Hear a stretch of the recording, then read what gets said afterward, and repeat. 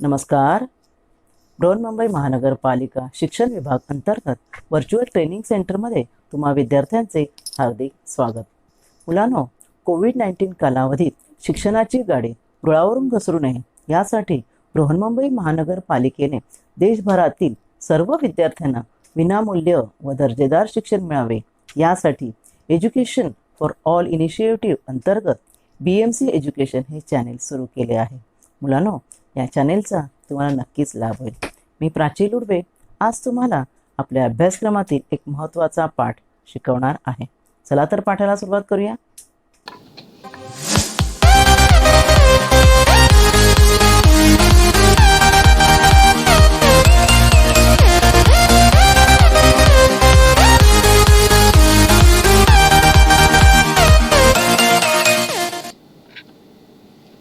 नमस्कार विद्यार्थी मित्रांनो, मी प्राची लुडबे, तुमची व्हर्च्युअल टीचर. आज आपण शिकणार आहोत पूर्व माध्यमिक शिष्यवृत्ती परीक्षा म्हणजेच इयत्ता 8वी स्कॉलरशिपमध्ये विषय गणित. मुलांनो, आपल्या आजच्या विषयामध्ये आपला आजचा घटक आहे घटक 3 भूमिती व या घटकाअंतर्गत आपला आजचा उपघटक आहे 3.6 चौकोन आणि चौकोनाचे गुणधर्म. चला तर प्रथम पाहूया आपण चौकोन म्हणजे काय. मुलांनो, आपण चौकोन म्हणजे काय आपल्या मागील इयत्तामध्ये शिकलो आहोत, तरी आपण उजळणी करूया. बघा, या ठिकाणी मी चौकोनाची आकृती दाखवली आहे. 4 बाजूनी बंदिस्त आकृती म्हणजे चौकोन. बघा, या ठिकाणी 4 बाजूनी बंदिस्त अशी आकृती दाखवली मी. जसं आपण त्रिकोणामध्ये म्हटलं आपण 3 बाजूनी बंदिस्त, तसं 4 बाजूनी बंदिस्त आकृती म्हणजे चौकोन. आता हे चौकोन वेगवेगळ्या प्रकारचे असतात. आयत, चौरस, समभुज चौकोन, समांतरभुज चौकोन, समलंब चौकोन, पतंग असे वेगवेगळ्या प्रकारचे चौकोन असतात. तर प्रथम आपण त्यांचे गुणधर्म पाहूया. चौकोनाचे घटक पहा, या ठिकाणी तुम्हाला इथे 4 बाजू दिसत आहेत. ह्या 4 चौकोनाच्या बाजूंनी एक बंदिस्त आकृती तयार होते, ती म्हणजे चौकोन. त्या चौकोनाला इथे पहा मी नाव दिलंय ABCD. तर A, B आणि C आणि D हे 4 शिरोबिंदू झाले. त्यानंतर रेख AB, BC, DC आणि AD ह्या चौकोनाच्या 4 बाजू आहेत. त्यामध्ये सुद्धा समोरासमोरील बाजू असतात, त्यांना सम्मुख बाजू म्हणतात. आता AB आणि BC एकमेकांना लागून आहेत, त्यांना लगतच्या बाजू म्हणतात. त्यानंतर कोन A, cone B, cone C, cone D हे चौकोनाचे 4 कोन आहेत. चौकोनाच्या सर्व कोनांच्या मापांची बेरीज ही 360 अंश असते. आता चौकोनाचं नाव कसं लिहायचं? मग इथे मी 3 वेगवेगळ्या प्रकारचे चौकोन दिलेत. एक ABC आहे, दुसरा B आहे, तिसरा C आहे. आता बघायचे बिंदू तुम्हाला बघा, शिरोबिंदू PQRS कसे येतात पहा रांगेत. पहिला P आला, Q आला, R आला, S आला. तर जसं त्रिकोणामध्ये काय माहिती आहे का बाळांनो, त्रिकोणामध्ये 3च बिंदू असतात, त्यामुळे कोणत्याही बाजूने आपण नाव लिहिलं तरी काही चुकत नाही. पण चौकोनामध्ये तसं नाही आहे. चौकोनामध्ये काय आहे की चौकोनाचं नाव लिहिताना एक क्रम ठेवावा लागतो, घड्याळाच्या क्रमाने किंवा घड्याळाच्या उलट क्रमाने. म्हणजे कसं, आता उदाहरणार्थ हा A आकृती आहे, त्यामुळे मी P पासून जर सुरुवात केलं त्यामध्ये, तर P नंतर जर मी Q घेतला तर मग R आणि Sच घ्यायला पाहिजे. तुम्ही असं नाही घेऊ शकत PQSR. आता PQRS म्हणजे हा घड्याळाचा क्रम झाला, बरोबर. जर मी Q ने सुरू केलं तर मी QRSP कोणत्याही बिंदूपासून तुम्ही नाव लिहू शकता. समजा मी R ने सुरू केलं, RSPQ घड्याळाचा क्रम आहे. घड्याळाच्या उलट क्रमाने मला बोलायचे, समजा मी R ने सुरू केलं नव्हतं, RQPS हा घड्याळाचा उलट क्रम झाला. म्हणजे एका विशिष्ट क्रमाने चौकोनाचं नाव लिहावं लागतं. कळलं तुम्हाला? आणि अशा प्रकारे इथे लिहिलं आहे बघा. चौकोनाचे नाव लिहिताना शिरोबिंदू फार महत्त्वाचा असतो. मग आकृती B मधल्या चौकोनाचं नाव मी M ने सुरुवात केलं तर MNOP येईल, बरोबर ना. किंवा तुम्ही N ने सुरू केलं तर NOPM येईल, बरोबर. आकृती C पुढची आकृती बघा, त्यामध्ये D ने मी सुरू केलं तर DGFE उलट क्रमाने किंवा घड्याळाच्या क्रमाने DEFG. तर हा एक महत्त्वाचा मुद्दा आहे चौकोनाच्या बाबतीत. पुढे आपण पाहू चौकोनाचे कर्ण म्हणजे काय. तर पहा, या चौकोनाच्या मी बाजू जोडून मी एक चौकोन तयार केले आणि आता ही जी मी बाजू जी काढलेली आहे त्या मधल्या बाजूला चौकोनाचा कर्ण असे म्हणतात. आपण नाव लिहूया चौकोनाचं ए बी सी आणि डी. तर त्यामध्ये ही जी बाजू ए सी आहे म्हणजे सम्मुख शिरोबिंदू, शिरोबिंदूमध्ये पण लगतच ए आणि बी हे लगतचे, ए आणि सी हे समोरील शिरोबिंदू आहेत, बी आणि डी हे समोरील शिरोबिंदू आहेत. तर समोरासमोरील शिरोबिंदू जोडणारे हे जे रेषाखंड आहेत त्याला चौकोनाचा कर्ण असे म्हणतात. या आकृतीमध्ये ए सी आणि बी डी हे चौकोनाचे कर्ण आहेत. कळलं तुम्हाला? शिरोबिंदू जोडणारे, सम्मुख शिरोबिंदू जोडणारे ते कर्ण. आता चौकोनाचे काही प्रकार पाहूया आपण. समांतरभुज चौकोन पहा, इथे मी पहिला दिलाय समांतरभुज चौकोन आहे, दुसरा हा जो दिलाय समभुज चौकोन आहे, हा तिसरा आयत किंवा त्याला काटकोन चौकोन म्हणतात. त्यानंतर हा चौरस आहे, हा समलंब चौकोन आहे आणि हा इथे समद्विभुज समलंब चौकोन. आता यांची आपण थोडक्यात पटापट वैशिष्ट्य पाहूया बाळांनो, कारण आपल्याला प्रश्न सोडवण्यासाठी त्याच वैशिष्ट्यांचा उपयोग होणार आहे. पतंग ही एक आकृती आहे. आता समांतरभुज चौकोन कसा असतो पहा. समांतरभुज चौकोन हा 4 काड्याने बनवलेला आयतासारखा असतो. आयत बनवला आणि आपण त्याला थोडासा तिरपा केला तर समांतरभुज चौकोन होईल. आणि आयतामध्ये 90 अंश असतात कोन, आपण पाहणारच आहोत. तर तिरपा केल्यामुळे याचे कोन आयतासारखे काटकोन नसणार. बाकी सगळे गुणधर्म आयताचे आहेत बघा. समोरासमोर बाजू समांतर, कळलं की नाही? सम्मुख कोन एकरूप असतात, लगतचे कोन 180 अंश बेरीज असते. पाहूया आपण याची वैशिष्ट्य आता. ज्या चौकोनाच्या सम्मुख बाजूंच्या 2 जोड्या समांतर असतात त्याला समांतरभुज चौकोन म्हणतात. पहा या आकृतीमध्ये सम्मुख म्हणजे समोरासमोर बाजूंच्या जोड्या समान लांबीच्या आहेत. ह्या 2 समान लांबीच्या आहेत, ह्या 2 समान लांबीच्या आहेत. ठीक आहे. आता त्याची आपण एक एक वैशिष्ट्य पाहूया. बघा, सम्मुख बाजू एकरूप असतात, समोरासमोरील कोन एकरूप असतात. लाल लाल खुणा केलेले आहेत बघा, 2 कोन एकरूप, निळ्या खुणा केलेले 2 कोन एकरूप.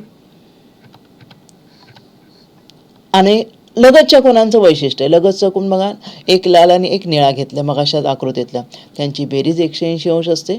आणि कर्ण परस्परांना दुभागतात, फक्त दुभागतात बाळांनो, लक्षात ठेवा. म्हणजे कर्ण लहान मोठ्या लांबीचे आहेत बघा, हा मोठा दिसतोय लहान दिसतोय, परंतु दोघं एकमेकांचे समान भाग करतात. आणि काटकोन नाही आहे बघा, काटकोनात दुभागत नाहीत, म्हणजे लंब दुभाजक नाही आहेत, फक्त दुभागतात. बघा इथे सुद्धा मी तुम्हाला आकृती दाखवल्या, ते हे जे आहेत कर्ण एकमेकांना दुभागतात आणि असे अपोजिट जे कोन आहेत ते त्यांचे एकरूप होतात कर्णांमुळे. दिसते तुम्हाला आकृतीमध्ये. ह्यामुळे हा जो कोण आहे आणि तो हा कोण दोन्ही समान झाले आहेत.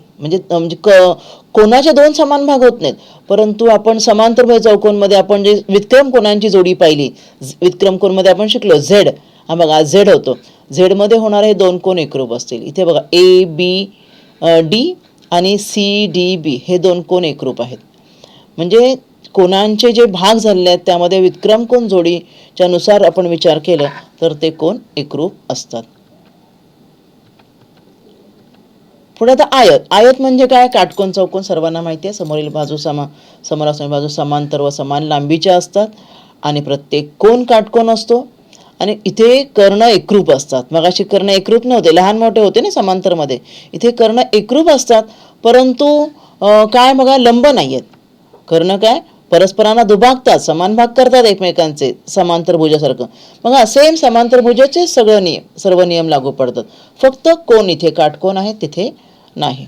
तर कर्ण परस्परांना दुभागतात. हे झाले आयताचे गुणधर्म. आता समभुज चौकोन हा बघा कसा येतो. समभुज चौकोन सर्व बाजू समान असतात. हा एक समांतरभुज चौकोनच असतो, पण समांतर म्हणजे समोरासमोर बाजू समान लांबीच्या असतात, सर्व नाही. याच्यामध्ये सर्व बाजू समान लांबीच्या आहेत, सर्व बाजू समान लांबीच्या आहेत. कर्ण इथे एकमेकांचे लंबदुभाजक आहेत. कर्ण समान लांबीचे नाहीत, पण आकृती नीट पहा. एका कर्णाने दुसऱ्याला काटकोनात छेदला आहे आणि ते एकमेकांना दुभागतातही. सम्मुख कोनही दुभागतात. मग अशा समांतरमध्ये काय होतं, सम्मुख कोन दुभागत नव्हते, बरोबर ना. झेडमध्ये किंवा व्युत्क्रम कोन पाहिले तर ते समान होते. इथे कर्ण त्यांचे समोरील कोन दुभागतात, म्हणजे ह्या कर्णामुळे ह्या कोनांचे 2 समान भाग झाले, किंवा ह्या आडव्या कर्णामुळे ह्या कोनांचे 2 समान भाग झालेले आहेत आणि कर्ण एकमेकांना काटकोनामध्ये छेदतात. मग सम्मुख कोन एकरूपही असतात, हेही महत्त्वाचं वैशिष्ट्य आहे यामध्ये. पुढे पाहूया चौरसाचे गुणधर्म. बघा, चौरस हा एक समभुजा चौकोनच आहे. कळलं? समभुजा चौकोन चौरस होऊ शकत नाही, कारण त्यामध्ये कोण काटकोन नव्हते. पण चौरस हा समभुजा चौकोन होऊ शकतो. सर्व बाजू समान आहेत बघा. जे कर्ण जे आहेत ते परस्परांना काटकोनात दुभागतात. कळलं? सर्व बाजू एकरूप, सर्व कोण एकरूप काटकोन आहेत. म्हणजे सर्व वैशिष्ट्य लागू पडत आहेत. फक्त जे कोण जे आहेत ते 90 अंश या ठिकाणी आहेत, त्यामुळे हा चौरस आहे. कर्ण एकरूप व परस्परांचे लंब दुभाजक आहेत. दुसरा आकृती बघा, पहा की कर्ण जे आहेत ते लंब दुभाजक आहे. 90 अंशाचा कोण तुम्हाला इथे दिसत आहे. आणि चौरसाचे कर्ण सम्मुख कोण दुभागतात, जे मगाशाप्रमाणे. हे समभुजाचंच वैशिष्ट्य आहे. पाहूया पुढे समलंब चौकोन. समलंब चौकोन म्हणजे काय? आता यामध्ये बघा आकृती बघा समलंबाची कशी, एक जोडी सम्मुख भुजांच्या 2 जोड्या आहेत ना, ही एक जोडी, ही आणि ही दुसरी जोडी. पण ही दुसरी जोडी आहे ती बघा, त्या काही समांतर नाही आहे, समान लांबीच्या नाही आहेत. आणि ही एक जोडी जी आहे त्या समान लांबीच्या नाही आहेत, पण समांतर आहे. म्हणजे जेव्हा बाजूंची एक जोडी समांतर असते तर त्या चौकोना समलंब चौकोन म्हणतात. आता समलंबामध्ये दुसरा प्रकार समद्विभुज. समद्वि म्हणजे काय की समलंब चौकोनाची एक जोडी समांतर असते, त्यात वेगवेगळ्या असणार, परंतु जी असमांतर जोडी आहे ना त्या जेव्हा समान लांबीच्या असतील, म्हणजे असमांतर जोडीतील बाजू समान लांबीच्या असतील, एकरूप असतील, तर त्याला समद्विभुज समलंब चौकोन असे म्हणतात. आणि त्यामुळे साहजिकच हा समद्वि असल्यामुळे त्यांचे कर्ण काय असतात, ह्या 2 बाजू समान, त्यामुळे ज्या असमांतर बाजूंपासून त्यांच्या शिरोबिंदूपासून हे जे कर्ण तयार केलेलं आपण ते कर्ण एकरूप असतात. हे 2 वैशिष्ट्य समद्विभुज समलंब चौकोनाची आहेत. हे बघा, आपण या ठिकाणी काही वैशिष्ट्य पाहूया समद्वि समलंब चौकोनाचे.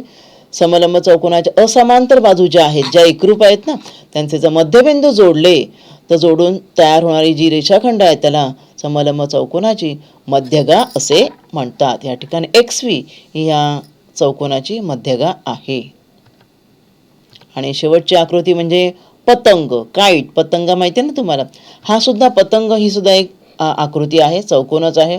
यामध्ये लगतच्या बाजूंची जोडी एकरूप असते. म्हणजे उदाहरणार्थ AB आणि BC एकरूप आहेत, AD आणि DC एकरूप आहेत. तसं इथे पण तुम्हाला मी आकृती दाखवले पहा, लगतच्या बाजू एकरूप असतात आणि एकरूप बाजूंच्या 2 जोड्या तयार होतात. त्यामुळे ही एक जोडी आणि ही एक जोडी, बरोबर. समोरासमोरील कोणांच्या मापांची एक जोडी एकरूप असणार. कोणती जोडी एकरूप असणार?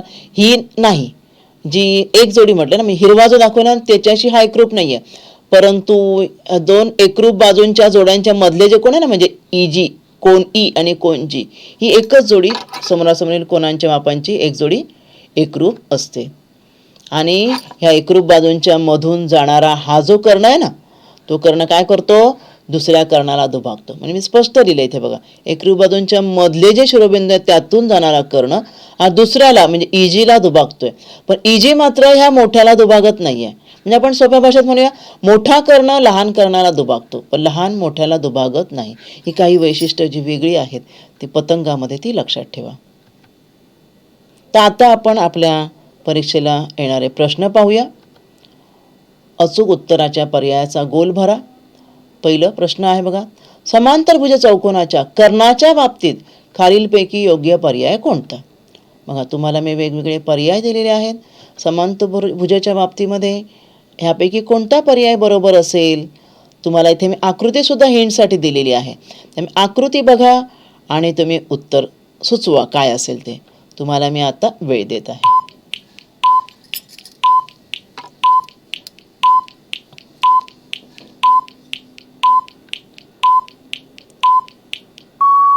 वेळ संपलेली आहे.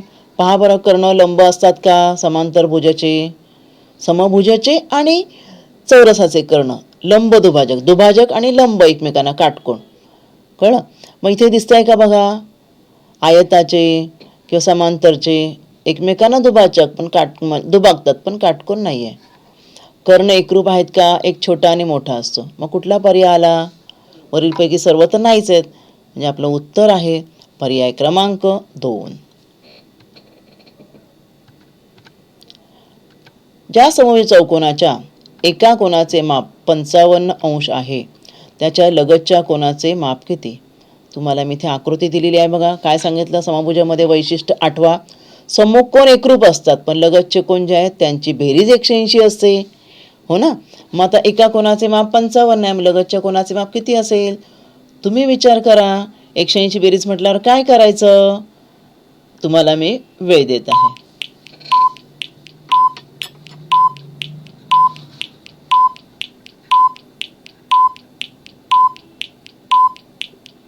वेळ संपलेली आहे. वजाबाकी केली का तुम्ही? किती उत्तर आलं सांगा बरं. दिलेला आपला कोण 55 आहे, त्यामुळे आपण काय करायचं आहे? 180 मधून 55 वजा करायचे, बरोबर ना. मग आपल्या लगतचा कोण मिळणार आहे. करूया वजाबाकी आपण. 10तून 5 गेले 5, 8तून 6 गेले 2 राहिले आणि हा 1. कळलं तुम्हाला उत्तर? म्हणजे आपलं उत्तर आहे पर्याय क्रमांक ए. कळलं तुम्हाला? चला जाऊया पुढच्या प्रश्नाकडे. ज्या समांतरभुज चौकोनाचे कर्ण समान लांबीचे असून परस्परांना काटकोनात दुभागतात, अशा चौकोनाचे नाव काय असेल? आता जिथे मी जेवढे पर्याय दिलेत तेवढ्या आकृत्या तुमच्या समोर ठेवल्यात. तर काय म्हटलं बघा, कर्ण समान लांबीचे आहेत म्हणजे लहान मोठे आहेत, है ना, आणि परस्परांना काटकोनात दुभागतात. कर्ण म्हणजे लंब दुभाजक असतात. मग ह्या 4 आकृत्या बघा बरं, कोणती आहे? परस्परांना काटकोनात दुभागले पाहिजेत, लंब दुभाजक पाहिजेत, नुसतं काटकोनात नाही, लंब दुभाजक पाहिजे परस्परांचे. म्हणजे लंब दुभाजक म्हणजे 90 तर पाहिजेतच, प्लस एकमेकांचे समान भाग केले पाहिजेत. मग अशी आकृती कोणती असेल? आकृती नीट बघा आणि विचार करा. तुम्हाला मी विचार करायला वेळ देत आहे.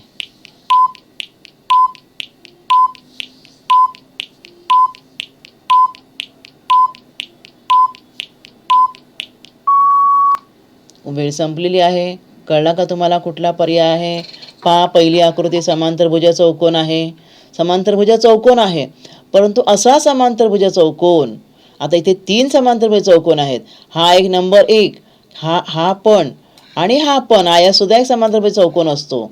मग या 3 पैकी कुठला असा आहे? हे 3 समांतरभुज आहेत आणि चौथं नाव दिलंय पतंग. मी कळतो काय समांतरभुज नाही आहे, पण इथे पर्याय आहे म्हणून मी दिलंय, त्यामुळे तो पर्याय तर कट झाला. मग पहिल्या 3 पैकी कुठला आहे? कर्ण असमान लांबीचे पाहिजेत आणि परस्परांना काटकोनात. पहा इथे आयत जो आहे त्याचे कर्ण असमान नाही, समान आहेत पण काटकोन नाही आहे. याचे बघा, याचेही काटकोन नाही आहे. मग कोणाचे काटकोनात तुम्हाला दिसत आहेत? आकृती बघा. कळलं का तुम्हाला त्या आकृतीचं नाव काय आहे ते? पर्याय क्रमांक 2 समभुज चौकोन. पुढचा प्रश्न. ज्या चौकोनाच्या, आता एक चौकोन म्हटलंय, समांतर वगैरे म्हटलेलं नाहीये, लगतच्या बाजूंच्या दोन्ही जोड्या एकरूप असतात, तो चौकोन कुठला? लगतच्या बाजूंच्या दोन्ही जोड्या एकरूप पाहिजेत, तो चौकोन ह्यापैकी कुठला? अगदी सोपा प्रश्न आहे. तुम्ही विचार करायचा आहे. तुम्हाला मी वेळ देत आहे आत्ता.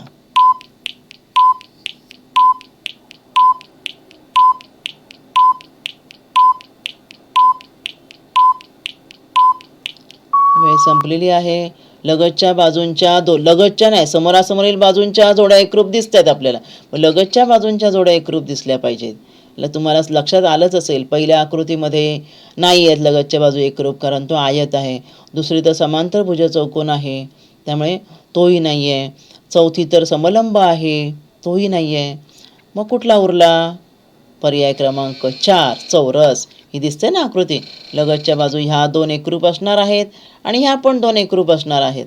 समोरासमोर म्हटलेलं नाहीये, लगतच्या बाजू. त्यामुळे शब्द नीट पाहायचा बाळांनो प्रश्नाचा पर्याय शोधताना. या आकृतीमध्ये कोणत्या प्रकारच्या चौकोनाची रचना दाखवली आहे? हा कोणत्या प्रकारचा चौकोन आहे? पहा, आकृती नीट बघा. चौरस आहे की पतंग तर नाहीच आहे. समांतरभुज चौकोन मध्ये समोरासमोर बाजू समान लांबीच्या असतात. इथे चारही बाजू समांतरभुज तर आहेच, कळलं का? समांतरभुज आहेच, त्याबरोबर सर्व बाजू समान लांबीच्या आहेत, बरोबर ना. त्यामुळे हा जो प्रश्न आहे तुम्हाला त्याचा खरा पर्याय आहे. तुम्हाला मी वेळ देत आहे, तुम्ही विचार करा.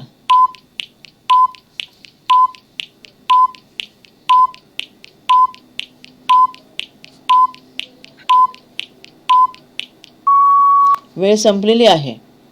आता ह्याचा खरा पर्याय आहे पर्याय क्रमांक 1, कारण समभुज चौकोनाचे कर्ण एकमेकांचे लंबदुभाजक असतात. बाजू समान आहेत, समोरासमोर बाजू समांतर असतात, त्यामुळे समांतर पण तुम्ही म्हणाल त्याला, पण समांतरमध्ये कर्ण एकमेकांना फक्त दुभागतात, 90 अंशाचा कोन करत नाहीत.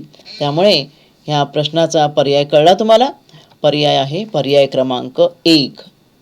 समजलं का तुम्हाला बाळांनो? आता पाहूया पुढची आकृती.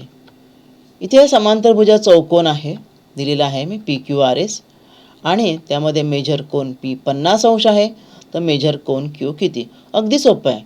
तुम्हाला मी हिंट पण देते, लगतच्या कोणांची बेरीज 180 अंश असते, बरोबर ना? मग P 50 दिले, मग Q किती असेल तुम्ही काढायचं आहे बाळांनो. आता मी तुम्हाला वेळ देत आहे.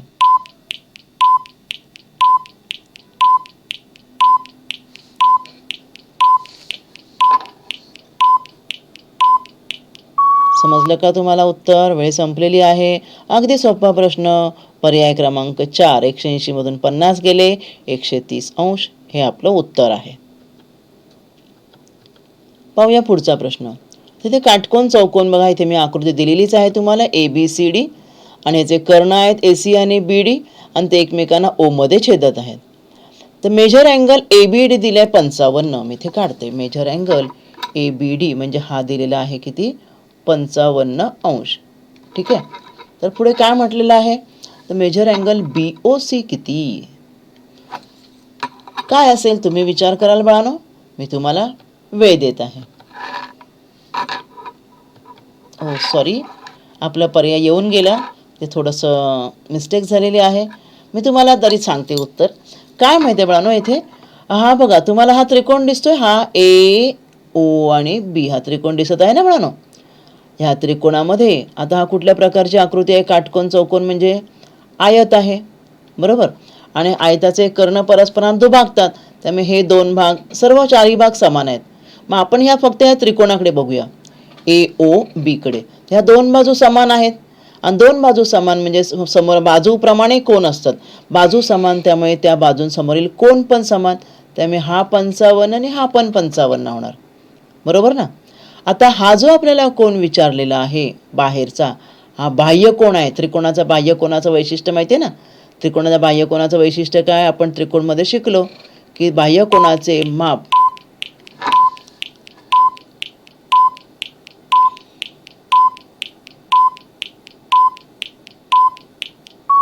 वेळ नंतर क्लिक झाली, हरकत नाही. तर त्रिकोणाच्या बाह्य कोनाचे माप कसं असतं?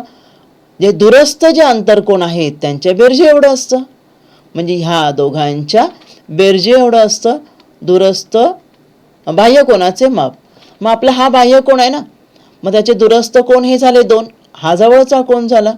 दूरस्थ कोन हे 2 जण आहेत, मग त्यांच्या बेरजे एवढं असणार कोन BOCचं माप, जे आपल्याला विचारलंय ते.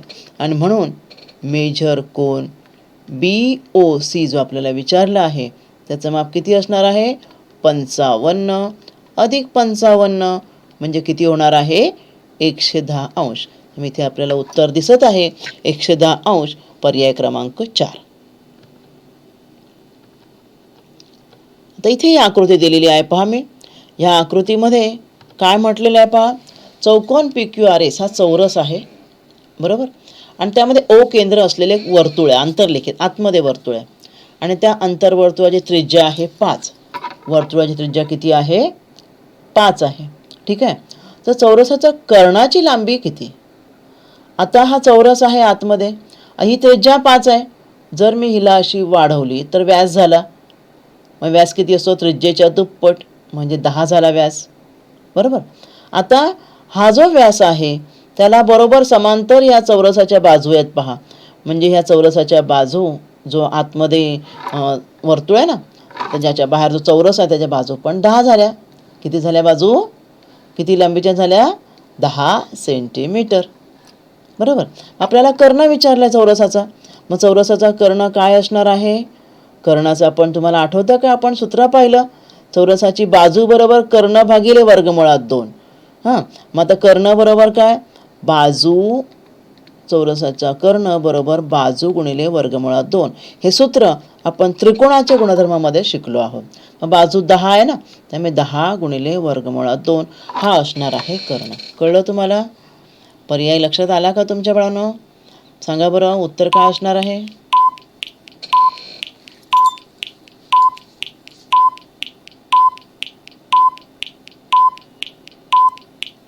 वेळ संपलेली आहे. उत्तर आहे पर्याय क्रमांक 3. समजलं तुम्हाला बाळांनो? इथे पण चौरसावर आधारित प्रश्न आहे. कर्णाची लांबी दिलेली आहे. मग बाळांनो आपण त्या सूत्रांचा जो उपयोग आहे त्या सूत्रांचा उपयोग आपण इथे करणार आहोत. चौरसाचा काय दिलेला आहे? कर्ण दिलेला आहे. चौरसाच्या कर्णाची लांबी दिलेली आहे. इथे आकृती असेल नसेल नाही आहे बहुतेक आकृती, मी काढते ती आकृती. हा चौरस आहे आणि त्याचा कर्ण हा आहे कर्ण 14 सेंटीमीटर. ठीक आहे. तर त्याची परिमिती किती? आता परिमिती म्हणजे चारी बाजूंची बेरीज ना.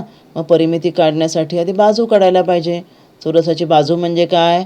आत्ता सूत्र बघितलं त्याच्या उलट करूया. बाजू बरोबर कर्ण भागिले वर्गमुळात 2.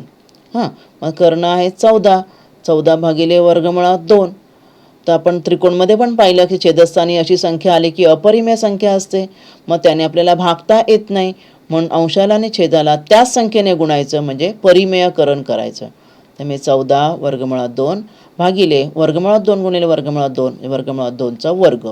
बे के बे बे साती 14 म्हणजे 7 वर्गमुळात 2 मला आलेली आहे ह्या चौरसाची बाजू. ठीक आहे. आता परिमिती काय असते? चारी बाजूंची बेरीज असते ना. सर्व बाजू समान, त्यामुळे ह्याला मी 4ने गुणणार. 4ने पूर्ण संख्येलाच गुणलं जाईल, वर्गमुळात 2ला नाही. त्यामुळे 7 चोक 28 वर्गमुळात 2 एवढी परिमिती येणार आहे. त्यामुळे पर्याय कोणता तुम्हाला कळला का? तुम्ही विचार करा.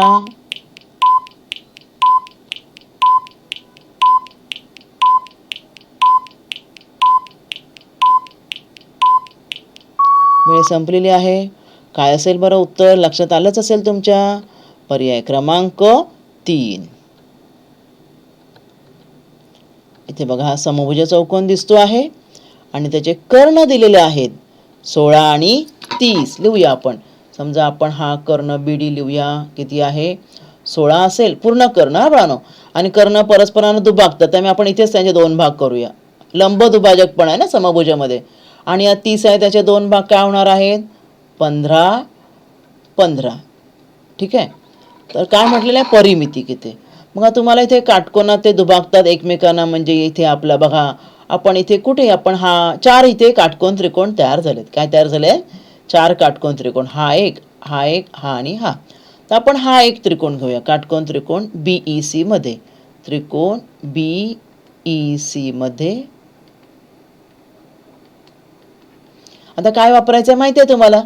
आपल्याला इथे बघा ह्या चौकोनाची बाजू म्हणजे आपला हा जो त्रिकोण आहे त्याचा कर्ण काढायचा आहे. हा बरोबर ना. हा कर्ण काढायचा आहे. मग आपण काय वापरणार? पायथागोरस. बरोबर ना. पायथागोरस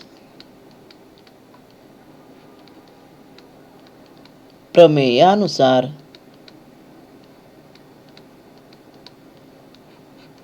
पायथागोरस प्रमेयानुसार कर्णाचा वर्ग म्हणजे BCचा वर्ग नाही का. BCचा वर्ग बरोबर 8चा वर्ग अधिक 15चा वर्ग.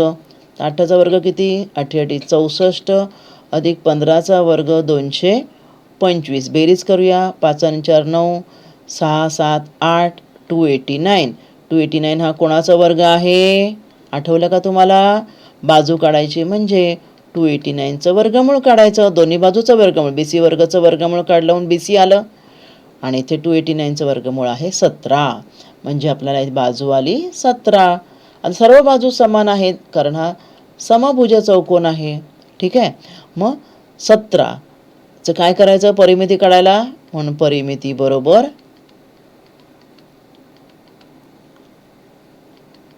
17 गुणिले 4 म्हणजे किती येणार? 17 चोक किती येणार? उत्तर कळलं तुम्हाला? पर्याय कोणता असणार? तुमची वेळ सुरू होत आहे आता.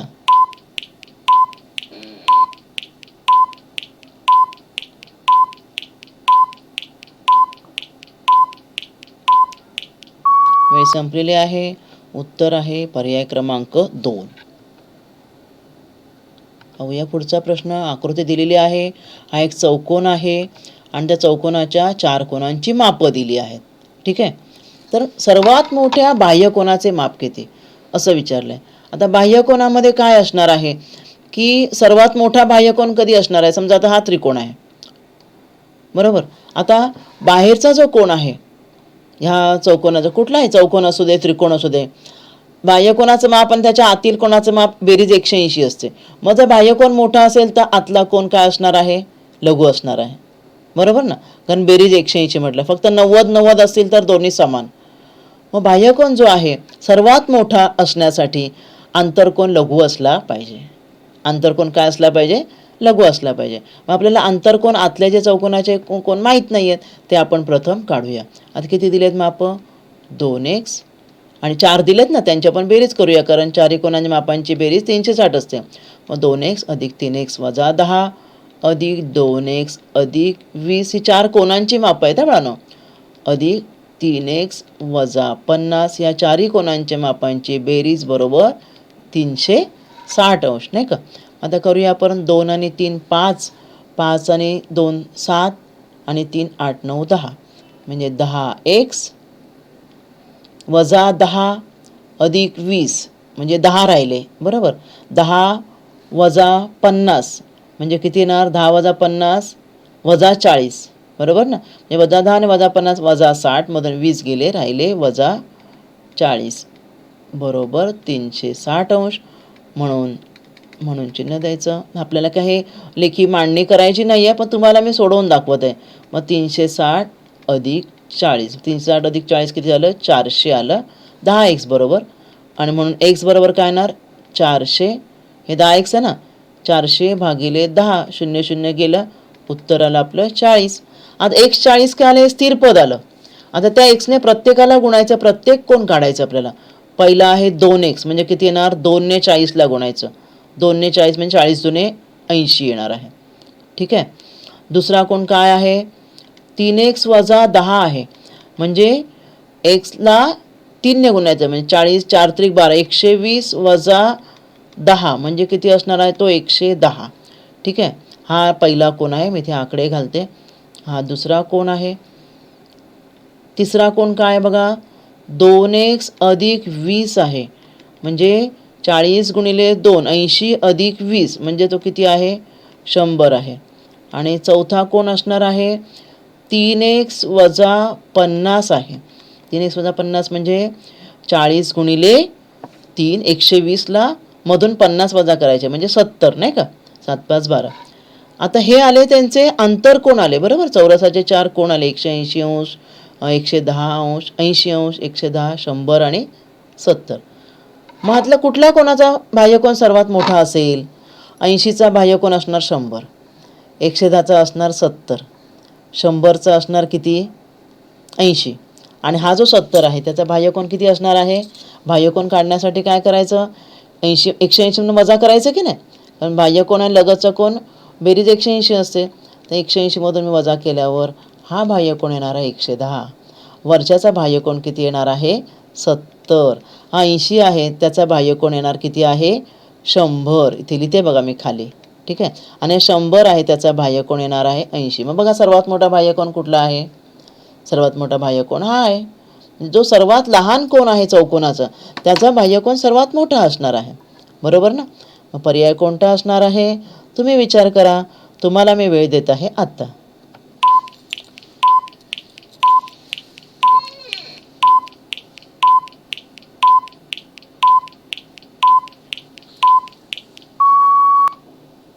वेळ संपलेली आहे.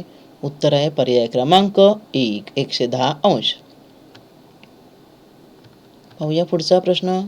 आयताच्या लांबी आणि रुंदी दिलेल्या आहेत, त्यावरून आयताची परिमिती काढायची आहे. सोपा प्रश्न एकदम. आयताच्या परिमितीचं सूत्र काय, आयताची परिमिती, चौरसाची परिमिती आपण चारही बाजूंची बेरीज करतो, कारण चारही बाजू समान असतात. मग आयताच्या परिमितीचं सूत्र काय, 2 लांबी अधिक 2 रुंदी, बरोबर ना. मग 2 गुणिले लांबी किती आहे, 5x वजा 7y वजा 10 अधिक 2 गुणिले रुंदी किती आहे, 2x वजा 4y अधिक 5. बरोबर. मग आता आपण इथे गुणायला पाहिजे, कंसाच्या बाहेर 2 जे आहे त्याने. मग 2×5 10x वजा 2×7 14y वजा 10×2 20 अधिक 2×2 4x वजा 4×2 8y अधिक 2×5 10. आता इथे सजातीय पदांची आपण बेरीज किंवा वजाबाकी करणार आहोत. 10 आणि 4 किती होणार? 14x वजा 14y वजा 8y. 14 आणि 8 22, त्यामुळे वजा 22y. वजा 20मधून 10 गेले, वजा 10. एवढे मला सेंटीमीटर त्याची परिमिती आलेली आहे. मग कुठला पर्याय असेल तुम्ही विचार करा बरं. तुम्हाला मी वेळ देत आहे आता.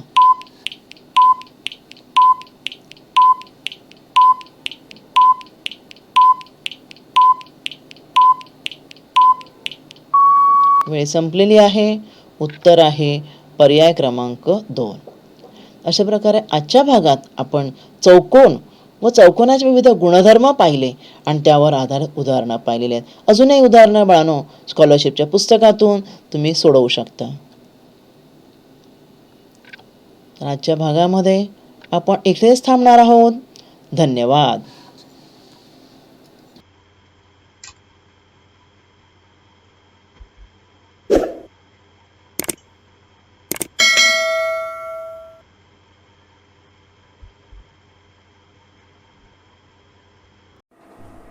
या भागात आज आपण इथेच थांबूया. माझा व्हिडिओ आवडला असेल लाईक करा, शेअर करा व BMC एज्युकेशनच्या चॅनेलला सबस्क्राईब करा आणि हो, बेल आयकॉन क्लिक करा, ज्यामुळे नवीन व्हिडिओचे तुम्हाला नोटिफिकेशन्स मिळतील. मुलांनो, घरी राहा व सुरक्षित राहा. धन्यवाद.